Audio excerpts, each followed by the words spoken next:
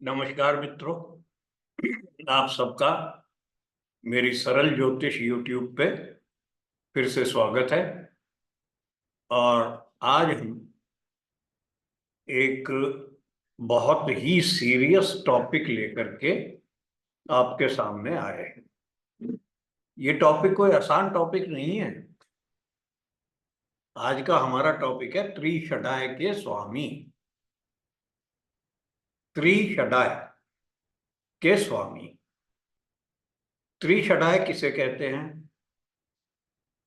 त्रि षड आय, इनसे मिलके ये शब्द बना है।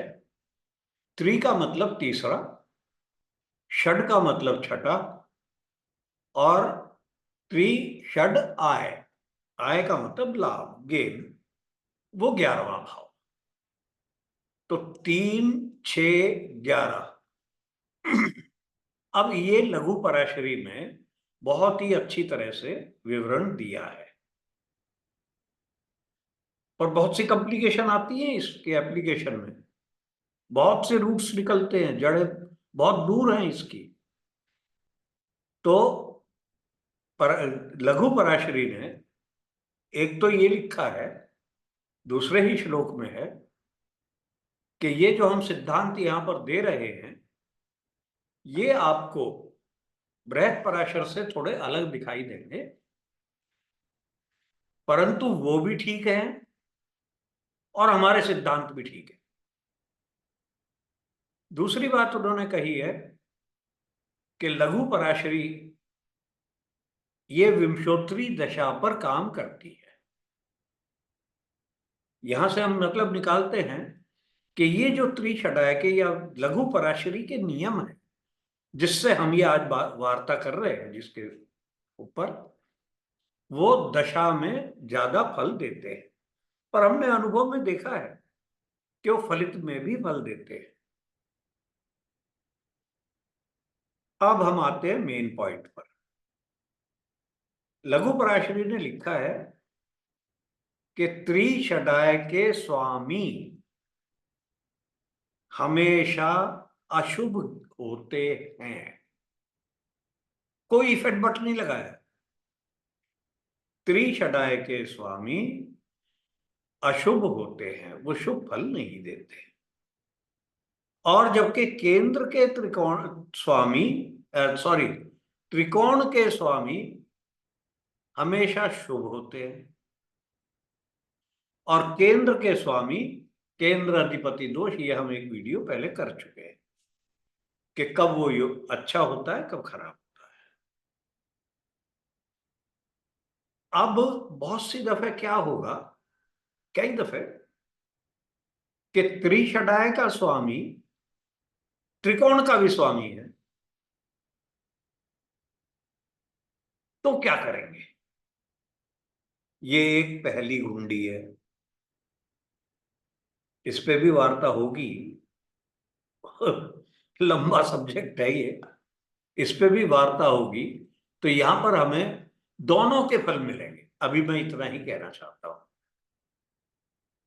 अगर त्रिशडाय का स्वामी केंद्र का स्वामी भी हो गया है, तो वो पापी हो गया, क्योंकि केंद्र का स्वामी न्यूट्रल होता है। अब यहां जो एक बहुत बड़ी बात है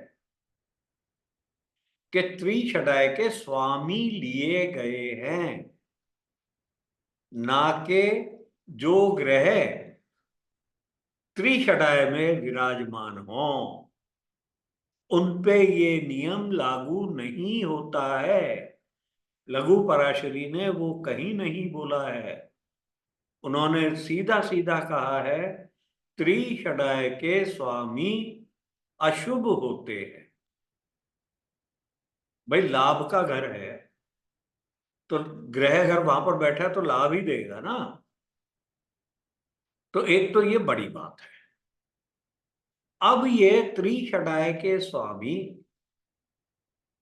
ज्यादातर अच्छा फल नहीं देते।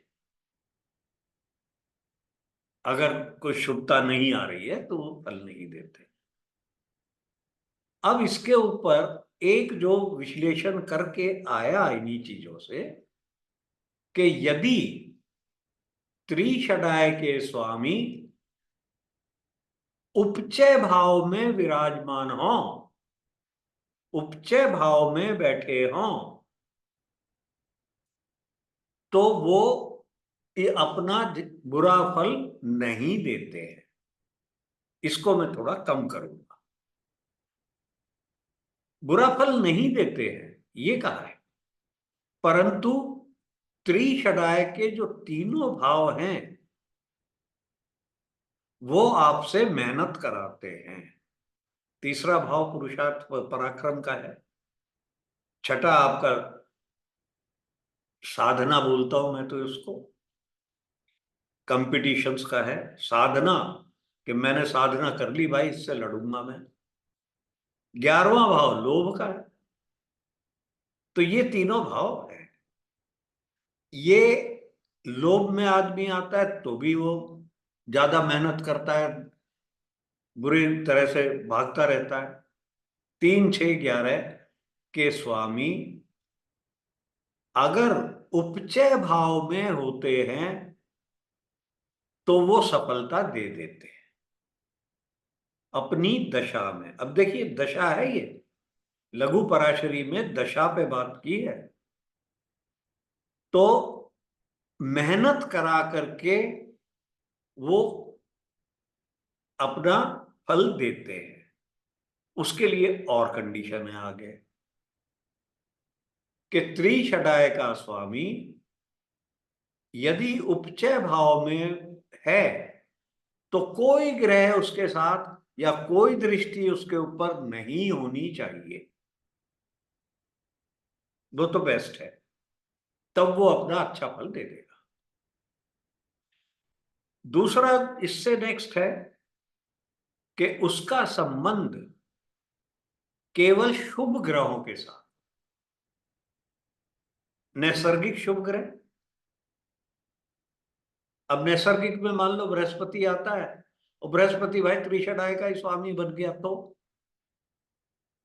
शुक्र त्रिषडाय का स्वामी है, बृहस्पति देख रहा है, तो वो शुभ माना जाए। बृहस्पति त्रिषडाय का है, शुक्र देख रहा है, बुध देख रहा है, अच्छा चंद्रमा देख रहा है, तो वो शुभ माना जाए। ये तो हो गई 2 कंडीशन। तीसरा क्या है, अगर मिक्सचर है शुभ और अशुभ दोनों का, तो वो मिक्सचर का ही फल देगा, अच्छा भी देगा बुरा भी देगा, दोनों फल देगा। और यदि केवल पाप संबंध है तो वो फल अच्छा नहीं देगा। ये कंडीशन हो गई उसके संबंध की। अब अगर वो उपचय में नहीं विराजमान है, कहीं और विराजमान है, उपचय भाव में नहीं है, तो उस भाव को खराब कर देगा। उस भाव के एडवर्स रिजल्ट, बुरे रिजल्ट देगा। इसके ऊपर भी राइडर है। यदि वो जो त्रिषडाय का स्वामी है वो उच्च राशि में विराजमान है, जो कि उपचय की राशि नहीं है, उपचय में है वो चल जाएगा, वो तो चल रहा है, वो हम नियम देख चुके हैं। और किसी राशि में है उपचय के बगैर और वो उच्च राशि में है, तो भैया फिर तो उस भाव के लिए और ज्यादा वो खराब अशुभ प्रभाव देगा कि प्रबल हो गया। भाई वैसे ही अशुभ माना है त्रिषडाय के स्वामी को, और अशुभ ग्रह को आपने और बल दे दिया, तो वो बल कहां कहां इस्तेमाल करेगा, अशुभ फल देने में ही इस्तेमाल करेगा। अगर कोई शुभ संबंध आ जाता है थोड़ा सा कमी आ जाएगी, अगर कोई शुभ संबंध नहीं है तो फिर तो मैं इतना तक कह सकता हूं कि वो बहुत ज्यादा, अब भयंकर तो बहुत ही कठोर शब्द है, अच्छे फल नहीं, खराब फल देगा, अच्छे फल नहीं देगा। ये हमने बात कर ली और दूसरे भाव की। तो क्या है कि त्रिषडाय अपनी दशा में अगर शुभ संबंध है या कोई संबंध नहीं है या उपचय में है, उपचय में होकर के अगर उच्च का है, नीच का है, कोई दिक्कत नहीं, उपचय में हो और शुभ संबंध, तो मेहनत के बाद वो फल देगा। अगर उपचय में है और उच्च का है, कोई संबंध नहीं है, मेहनत ज्यादा देगा। शुभ संबंध है तो वो प्रभाव डाल रहा है किस तरफ मेहनत कराएगा।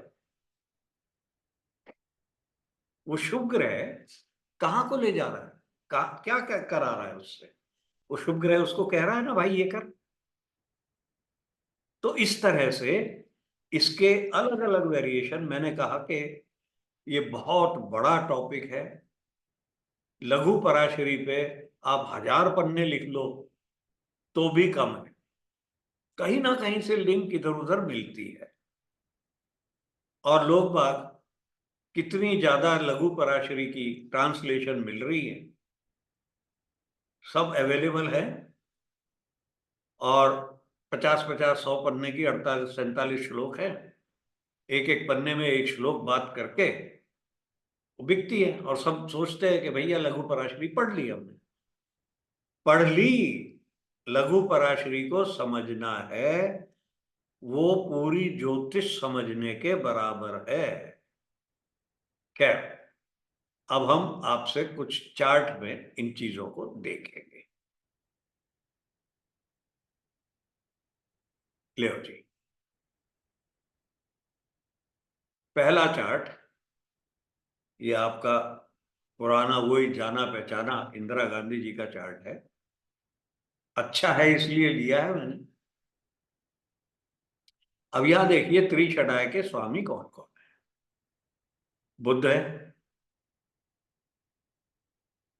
बृहस्पति है और शुक्र है। अब यहां पहले शुक्र की और बृहस्पति की बात कर लेते हैं। बृहस्पति भी उपचय भाव में बैठे हैं और शुक्र भी उपचय भाव में विराजमान है, बैठे हुए। एक और मजे की बात, दोनों में राशि परिवर्तन भी है, उपचय में ही। अब हम एक एक को, इन दोनों को और थोड़ा सा देखते हैं। बृहस्पति के ऊपर सूर्य की दृष्टि है और बुध की दृष्टि। बुध तो इसके लिए अच्छा नहीं है पर शुभ ग्रह है, तो बृहस्पति अछूता नहीं है, ये भी छठे भाव का स्वामी है। इधर अब शुक्र को देख लो, तो शुक्र के साथ राहु विराज बैठे हुए हैं और कोई दृष्टि नहीं है, तो इसको भी गड़बड़ कर दी। तो शुक्र की दशा भी अच्छी नहीं जाएगी, बृहस्पति की दशा भी अच्छी नहीं जाएगी, मतलब सुंदर नहीं कह सकते। अंतरदशाएं भी कष्ट देते रहेंगे, मेहनत कराएंगे, दिमाग में बल देंगे, मतलब बल क्या, परेशानियां देंगे। अब एक है बुध, त्रिशटाय के स्वामी, ये उपचय में नहीं है। बुध जो है वो उपचय में नहीं बैठे हुए। पर गनीमत ये थी कि बुध की दशा नहीं मिली, क्योंकि इनका जन्म सूर्य की दशा में हुआ, तो बुध की दशा बहुत बाद में आती, तो उससे ये बचा हो गया। ये कुंडली की शोभा है। ठीक है जी। तो यहां पर ये उपचय ने कोई बहुत ज्यादा ज्यादा गलत प्रभाव नहीं दिया। दो उपचय आपस में स्थान परिवर्तन कर रहे हैं।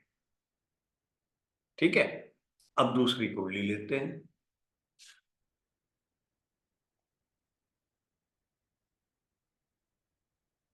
ये दूसरी कुंडली भी अच्छे परिणाम की मैं दे रहा हूं।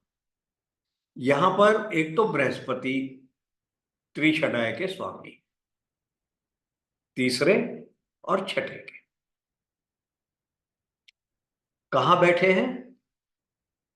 दशम भाव में, सबसे बली उपचय भाव, और वो भी उच्च राशि में। मेहनत पूरी कराएंगे ये, मेहनत में कमी नहीं छोड़ेंगे, बहुत मेहनत कराएंगे, पुरुषार्थ कराएंगे।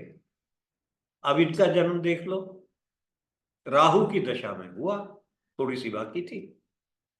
और बृहस्पति 16, 17, 18 साल तक की उम्र के इन्होंने कितना रगड़ा खाया होगा ज्योतिष सीखने में, पढ़ने में, आंदोलनों में, पिताजी के साथ काम करने में।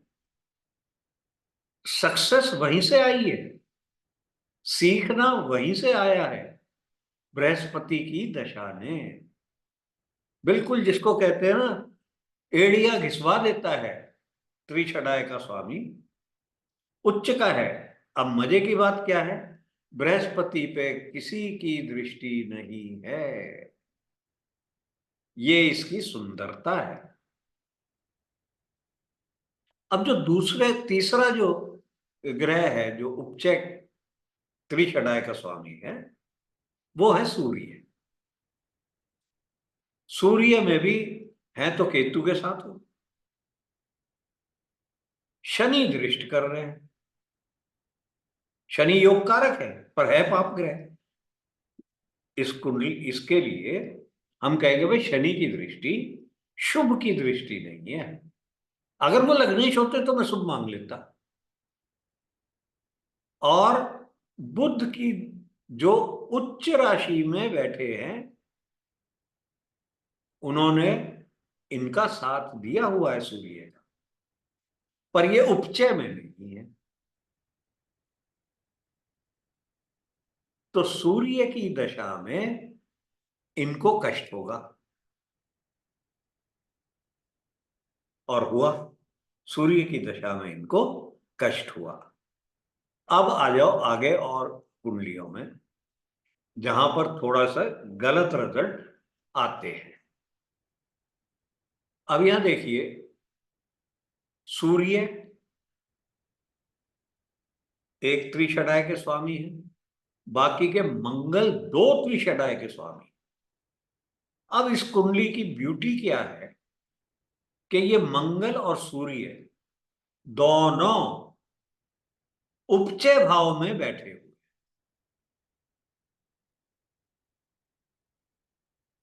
यहां पर एक और मैं, जो अब आगे अगर पढ़ेंगे, त्रिक और त्रिशडाय को मिलाएंगे जब जब और बवाल हो जाएगा। तो जो शुक्र है वो त्रिक के भाव है, त्रिशडाय के नहीं है। अगर ये दोनों एक हो जाते हैं, वो भी कभी किसी दिन करेंगे वीडियो। अब हम देखते हैं पहले सूर्य, तृतीयेश है, पराक्रम, इनके ऊपर बृहस्पति की दृष्टि है, शुभ की दृष्टि है। और सूर्य उच्च राशि के हैं। सूर्य की दशा ने इनको इतना भाग दौड़ कराई है कि दिन में घर में बैठना ही मुश्किल था।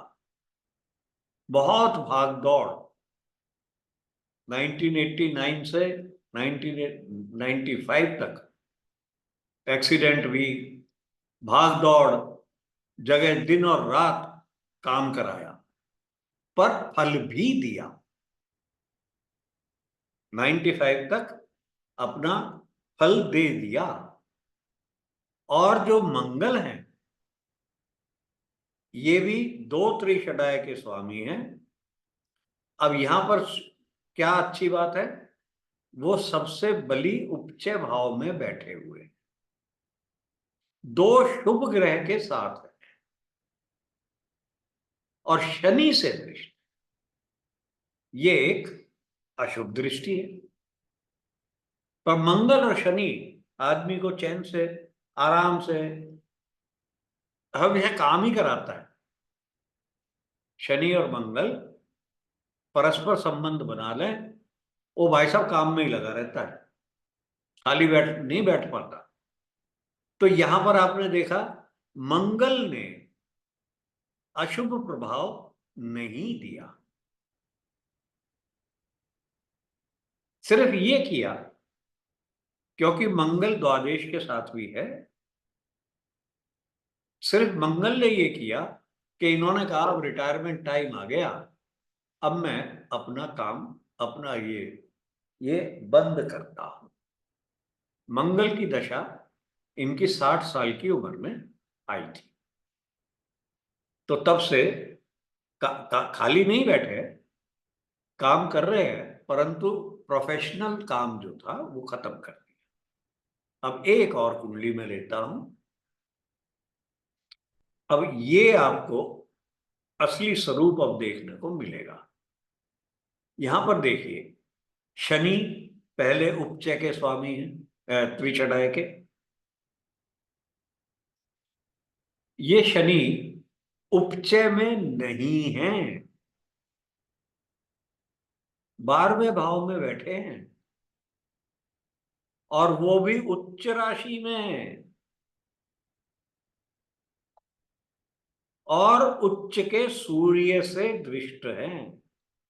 कोई शुभ दृष्टि नहीं है। बहुत बुरा हाल रहा है इनका।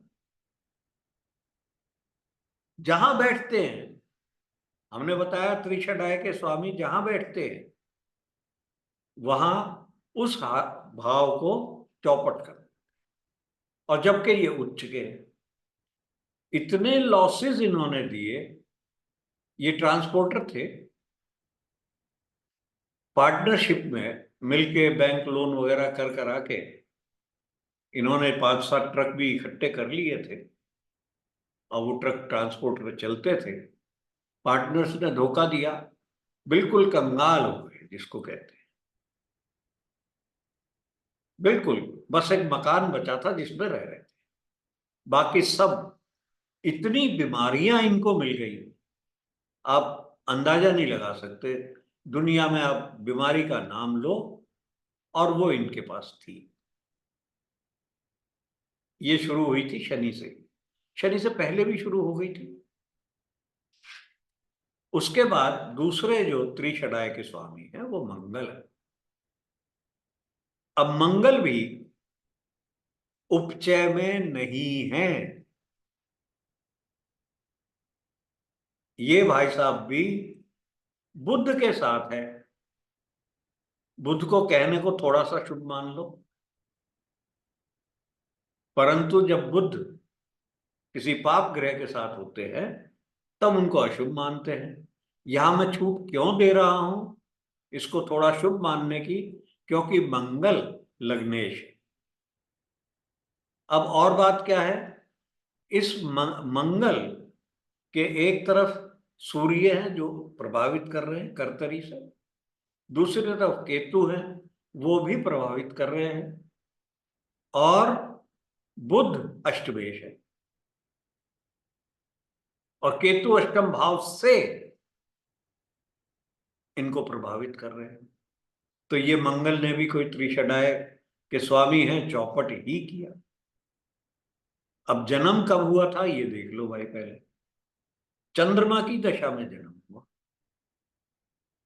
तो मंगल बचपन में ही बीत गया, दुनियादारी उस समय नहीं देखी। इसके बाद बुध भी त्रिशटाय के स्वामी हैं, इनकी हालत और ज्यादा खराब है। अब ये बुध जो है मंगल के साथ बैठे हैं, पाप कर्तरी में बैठे हैं, कोई शुभ संबंध नहीं है। तो शनि की दशा, उसके बाद बुध की दशा। ठीक है, तो ये आगे जाने ही नहीं देगा भाई, यहां पर दी एंड है। इतना कष्ट, बहुत ज्यादा ये परेशान रहे अपनी लाइफ में। तो त्रिशटाय के स्वामी इस तरह का भी काम कर देते हैं। ठीक है, चलिए। तो ये हमने अच्छी कुंडली से शुरू करके लास्ट की कुंडली पर हमने देखा कितना अशुभ प्रभाव त्रिशदाय के स्वामी डाल सकते हैं। इसमें मुझे पता है आप लोगों के बहुत सवाल आएंगे।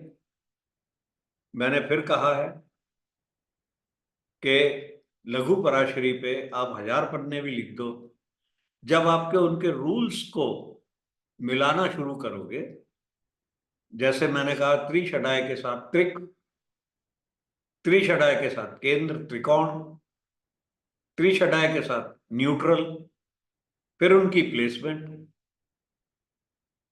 फिर उनके ऊपर एस्पेक्ट, तो ये सब कमजोर दिल के लिए नहीं है।